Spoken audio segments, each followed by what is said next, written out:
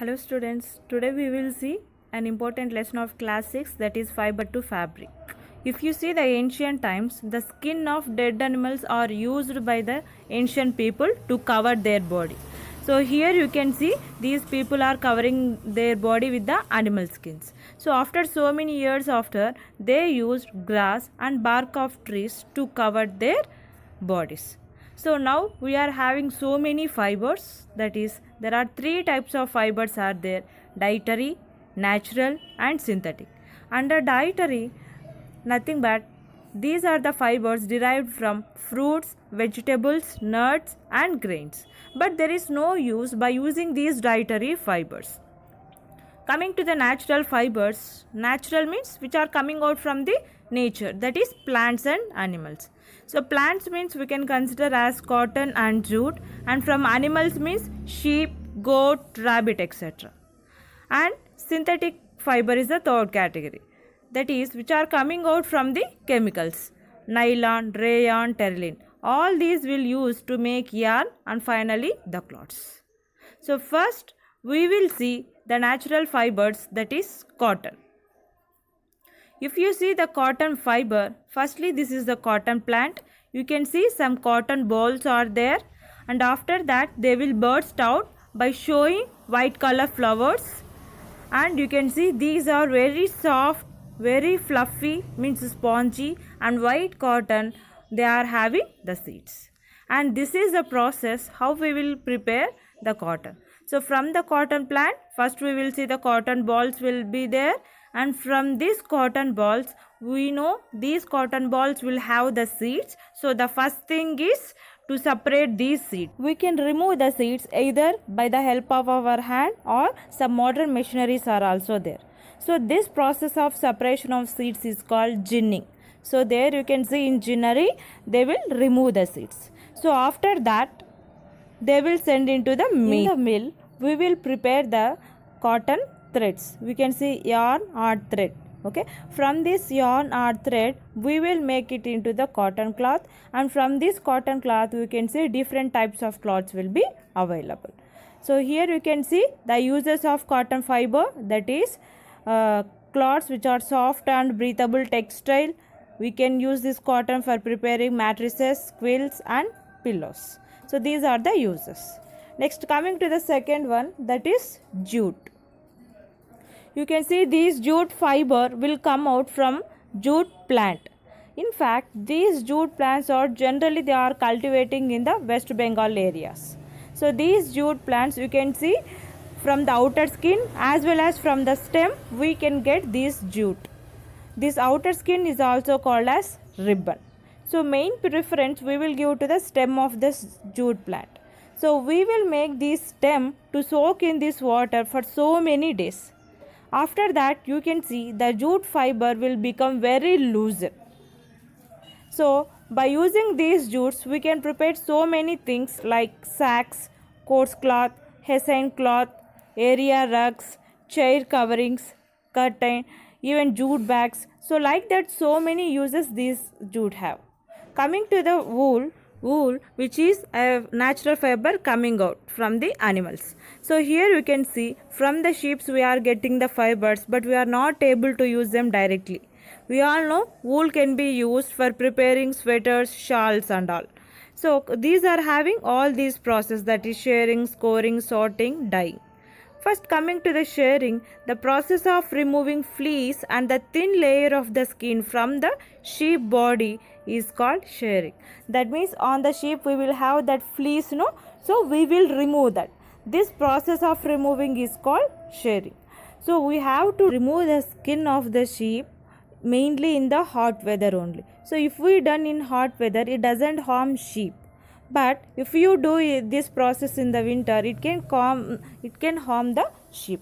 So if you do in hot weather, it doesn't harm the sheep. After some days we can see the hair also starts growing. Okay, so from the sheep we can get the fibers. The second process is scoring. So scoring is nothing but the sheared skin, whatever we did the previous process, so along with the hairs is washed thoroughly to remove the dirt. It is called scoring. So the skin what we get has to wash thoroughly to remove the dirt. Once we cleaned these hair, then that fibers will become very clean and we will send to the factory for the further processing. So as we washed these hair, so it will become wet. So firstly, before sending into the factory, we will dry it and then we will send to the factory for the further processing, where we can see the remaining steps of preparing the fiber. So this is the next step, that is sorting. So once we got the cleaned fibers, based on the texture, that means based on the length and based on the color, we will separate that hairs into fine hairs, coarse hairs and burr hairs. The fine hairs we will use for the preparing of cloths, whereas coarse hairs we will use rugs, nothing but carpets, and burr hairs in the form of sweaters. Next, coming to the last step, that is dyeing.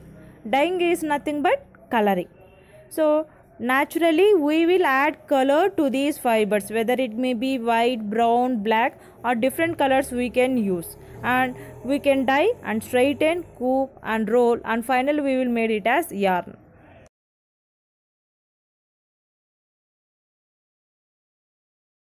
From this yarn only we can prepare the different types of cloths. Next, man-made or synthetic fibers. So in that, the first fiber is nylon fiber. So it is very widely found and it has the ability to be lustrous, semi-lustrous or non-lustrous, and it is durable as it has high tenacity. So widely found. So you can see this nylon is very easily available. It is having the ability to lustrous. Lustrous means shine.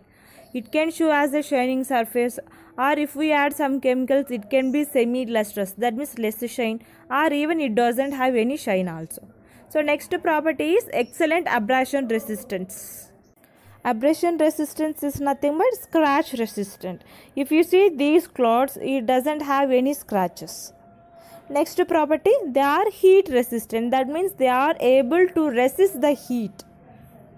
Next, it is highly resistant to insects, fungi, animals, chemicals, etc. That means no insects or no fungi, animals or chemicals, it doesn't have any effect on this cloth. Next, coming to the uses, due to its high strength, because it is having too much of strength, so we can use it for making fishing nets as well as ropes, etc. And the second use is, it is used for making fabrics. Fabrics is nothing but cloth. Next property, it is used in making machine properties. That means while preparing the machinery parts also we can use this nylon, and it is often blended with wool to increase its strength.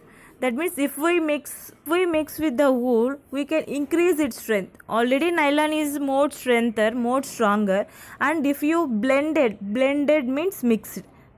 Okay. Next, coming to the examples of nylon, we can prepare fishing nets as well as parachutes and bags. Parachutes, we all know that. Next, coming to rayon, it is obtained from the natural source, that is wood pulp. So it is also called as artificial silk. So we can prepare from the wood pulp, this rayon can be prepared, and it is also called as artificial silk. So coming to the properties, it is semi-synthetic fiber. Semi-synthetic means it is not completely natural and it is not completely artificial. So we will take the wood pulp and we will mix with the chemicals. So we will mix with the chemicals and we will get the new type of fiber, that is rayon. So that is the reason we will call these rayon as a semi-synthetic fiber. And the second property is, it is manufactured regenerated cellulose fiber. That means the cellulose fiber is regenerated. Cellulose fiber, in fact it is a natural thing, but as we are adding chemicals to it, so it is regenerated, remodified cellulose fiber. And this rayon is also having another names, that is viscose rayon and art silk. Next properties, it is soft, smooth, cool, comfortable and highly absorbent. That means if we touch it, it is very soft, very smooth, and it is very comfortable. Highly absorbent. Absorbent means which will absorb the moisture. Next, they do not insulate body heat, therefore uses so in hot and humid climates, they don't insulate the body. Next, coming to the uses, it is used in textile applications like skirts and shirts. So in preparing shirts and skirts, we will use this rayon. and this fabric has gained unfair reputation as it is constantly used in making cheap garments that have very low price. This rayon quality is very less, and that is the reason, as its quality is very less, so its price also will be very low. And you can see this rayon preparation, the examples you can see as skirt and shirt.